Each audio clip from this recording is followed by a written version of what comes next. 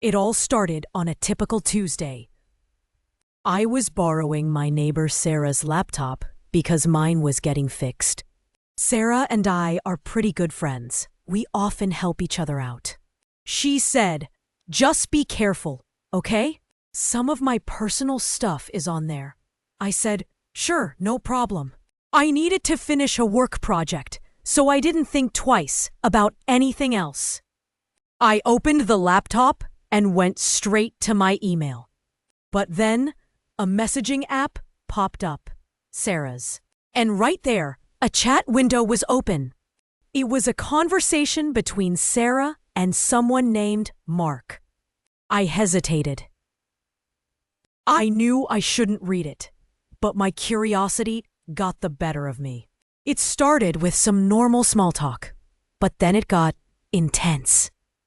Sarah was talking about how she felt stuck and needed a change. Mark was encouraging her to take a leap. What kind of leap? I wondered. As I scrolled further, I realized they were discussing leaving town together. Like running away. And not just for a vacation. This Mark guy seemed to be someone she was having an affair with. I felt my stomach drop. Sarah, my friendly, dependable neighbor, cheating on her husband? I quickly closed the window, my heart pounding. I felt terrible. I now knew something I shouldn't. Something that could ruin her marriage. What was I supposed to do? Should I tell her husband, David? Or should I pretend I never saw anything?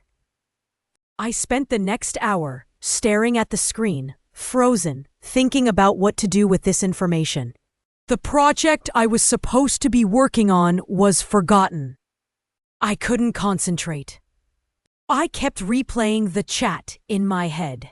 The more I thought about it, the more I realized I couldn't stay silent. David deserved to know.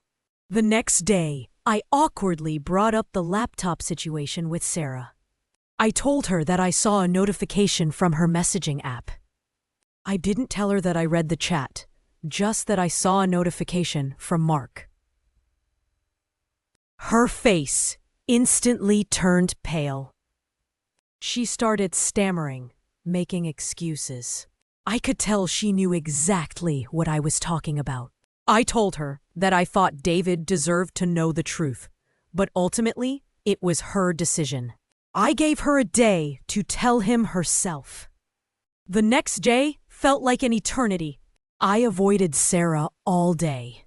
Later that evening, I heard shouting from their house. A few hours later, David knocked on my door. His eyes were red and puffy. He just said, "Thank you," and walked away. Things have been tense ever since. Sarah and David are barely speaking. I feel guilty for being the one who revealed the truth, but I also feel like I did the right thing. Was it truly right, though? There's one thing that still bugs me. I never found out what Mark does for a living, and how he was so easily going to facilitate Sarah running away and changing her life. That's another question for another video.